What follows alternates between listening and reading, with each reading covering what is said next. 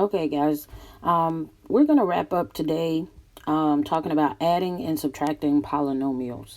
Just as review, we said that a monomial, mono means one term, and well, mono means one, nomial means a term. So it's a number, a variable, or the product of a number and variable. So that could be 3, y, and then 2x or 2x squared, right? These are all examples of monomials. They stand alone. There's no addition or subtraction there. So what example would be of it not being a monomial might be this one right here. Because we have an x, which is a variable, a number, which is a number, and they are combined or connected by the addition sign. So this is two monomials. Therefore, this is not an example, which is called a binomial, by the way. This is not a monomial, okay? All right. So then we came to talk about how to classify the number of terms. So for instance, if we have 3x, that's one term. X plus 2, that's two terms, right? And I'm not giving the names, but we said monomial, right? Binomial, right? And then trinomial might be x squared plus x plus 2. That's a trinomial, right? And anything above that, we just call it a polynomial, right? So it might be x to the 4th plus 3x squared plus 3x minus 4, right? That's a polynomial, 4 terms. When we talk about degree, we know that a single variable like 2 might have the degree of 0. But when we have 3x, that x to the first power is saying that our degree is 1. So if I want to write, for instance, x plus 6, this entire polynomial, the degree is 1. All right, the degree is 1.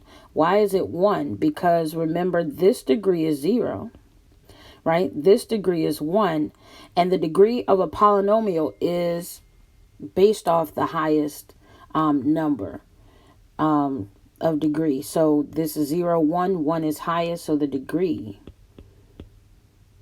is 1. Okay, so how do we know when we have degree 2? Well, if we have x squared plus x plus 2,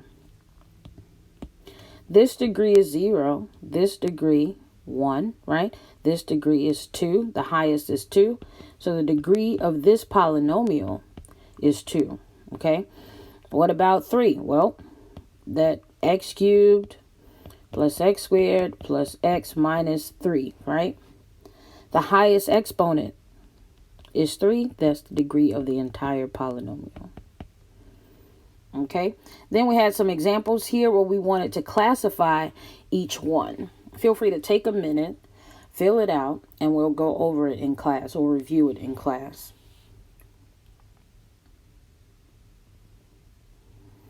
Now, we're going to get to adding and subtracting polynomials, right? When we add polynomials, it's simply combining like terms. So when we have 3x squared minus 5x plus 1 plus 6x squared plus 2x minus 7, we have two polynomials that we're trying to add together. And in order to add them, we need to put the like terms together. So you might wonder, what are the like terms? Well, in the first polynomial, this term is 3x squared. And that is similar to 6x squared in the second polynomial. So we're actually going to combine those. All right. But before we do it, let's point out the rest of the like terms. So let's say we have negative 5x. Then the like term is positive 2x in the second polynomial. All right. And finally, we have 1 in this first polynomial. Well, the like term in the second polynomial is negative 7. All right, so now we've color coded all of our like terms. Now we're going to actually combine them. So this would be 3x squared, right, plus 6x squared.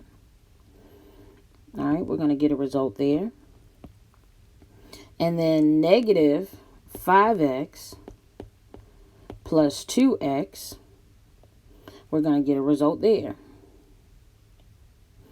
And finally, we have 1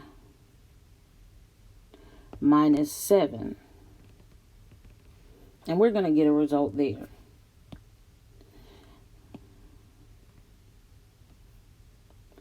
Going to move this over a little bit so we can see. So 3x squared plus 6x squared, right? We add them together, we get, oh, wrong color, 9x squared, right? What about negative 5x plus 2x? Yeah, negative 3x, right? That negative wins there. And 1 minus 7 is negative 6. So this now is one polynomial. We've combined like terms, and this is our final result. That's our final result right there. All right, so let's try number 2 then, right? We have r squared, 3r squared, right? Those are our like terms. Then we have positive 2r and negative r. Those are like terms. And finally, we have negative 3 and negative 1. So when we combine them together, right, r squared, 3r squared, right? That's 1 plus 3, that's 4 r squared. 2r minus r. So 2 minus 1, which is 1. So that's plus r. And finally, negative 3 minus 1, negative 4.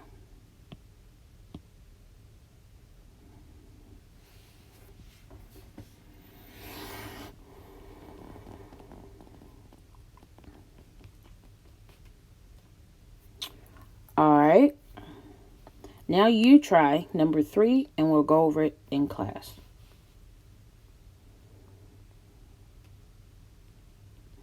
Now, when we talk about subtracting polynomials, it's adding the opposite. In order to subtract polynomials, you must first distribute the negative, then combine like terms. In other words, we're turning this into an addition problem. So let's say we have negative c squared plus 8c plus 2 minus negative 2c squared plus 6c minus 1. We're going to change this sign to addition, but we can't just change it to addition without distributing the negative inside of this second set of parentheses, so that this negative 2c squared becomes positive 2c squared, and then the 6c becomes negative, and the minus 1 becomes plus 1. Now we can combine our like terms. So we have negative c squared and positive 2c squared. We have positive 8c and negative 6c. And then we have positive 2, positive 1. So negative 1 plus 2, I'm just looking at coefficients, right? Negative 1 plus 2 is positive 1c squared.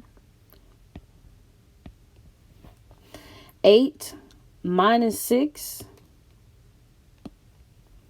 that gives me plus 2c. And 2 plus 1 is 3. That's my result there. All right. Now you can try some, right? When we talk about perimeter, when you get to this problem, perimeter, just remember to find the perimeter of anything. You add the measurements of all sides. All right. I'm going to give you a few minutes to work on this, and then we'll talk about it in class.